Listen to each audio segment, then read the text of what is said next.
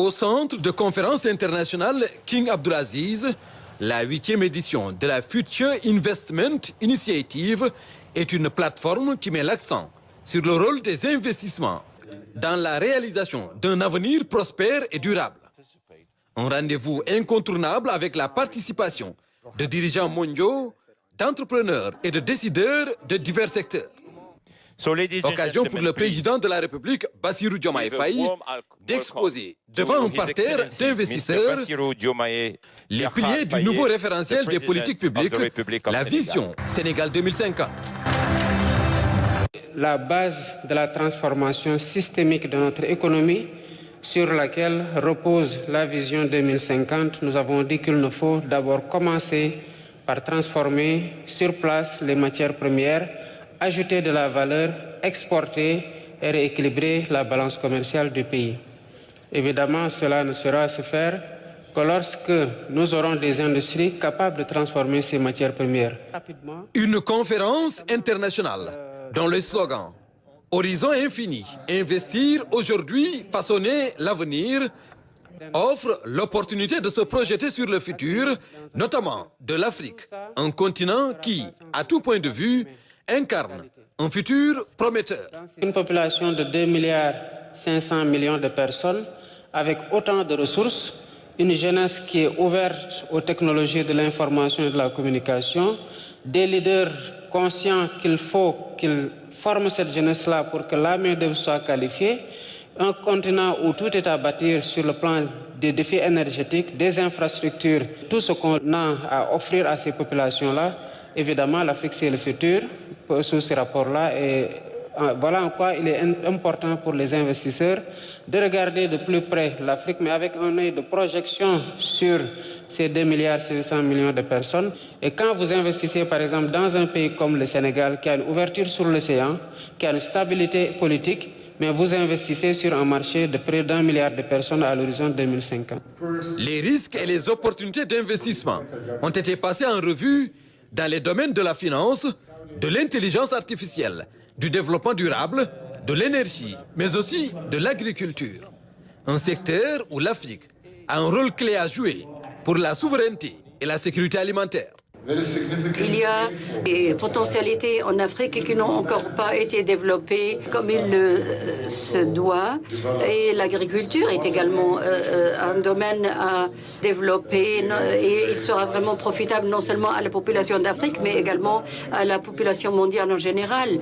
Et à cet effet, l'Afrique pourrait encore une fois devenir le panier à pain du monde entier. Dans le secteur stratégique de l'innovation technologique également, il est attendu des investisseurs ici présents le soutien à la transformation numérique. Le New Deal technologique consiste à dire à toutes ces entreprises des GAFAM et de toute autre entreprise de la FinTech mondiale, vous avez un pays où la jeunesse est extrêmement portée vers les nouvelles technologies de l'information et de la communication. Et nous avons des champions locaux, mais nous avons aussi des champions qui ont pris presque naissance au Sénégal et qui se sont ouverts très rapidement en Afrique. Le New Deal technologique consiste à prendre ces champions-là, à les donner comme modèle, à les sublimer, à donner aux jeunes la possibilité, comptant sur l'intelligence artificielle, leur attrait par rapport à cette technologie-là et le potentiel qu'ils ont de pouvoir véritablement les amener vers des métiers numériques qui offrent beaucoup de potentiel. À travers l'APIX, le Sénégal offre un environnement des affaires propice et qui garantit la rentabilité de tout investissement productif. Mais au-delà du Sénégal, les opportunités d'investissement sont aujourd'hui réelles sur le continent africain. Je voudrais dire aux investisseurs dans la salle de regarder l'Afrique avec un autre œil. Aujourd'hui, en Afrique, c'est l'émergence de nouveaux dirigeants jeunes qui ont mal de voir ce retard que nous accusons sur tous les plans, qui ont mal de voir ce potentiel inexploité et qui ont envie de relever le défi et de faire naître un nouvel espoir qui va se matérialiser comme une réalité intangible en termes de qualité de vie améliorée par rapport à cette population qui l'attend de façon d'ailleurs tout à fait naturelle de ses dirigeants. Et l'Afrique, il faut la voir aujourd'hui, comment elle se réveille quelles sont les ambitions qu'elle porte et surtout se projeter avec cette Afrique-là, qui va forcément davantage de jour en jour se démocratiser, qui va forcément gagner en stabilité, mais qui est à bâtir sur le plan des infrastructures, sur le plan des défis énergétiques, sur le plan de la formation des jeunes, sur le plan des défis technologiques, et qui a une population qui avance, qui ne vieillit pas comme dans d'autres continents, mais une population qui est jeune. Donc venez investir en Afrique et à faire avec nous, à bâtir avec nous dans le cadre d'un partenariat fécond et mutuellement gagnant. L'Afrique, terre d'opportunités pour des partenariats stratégiques.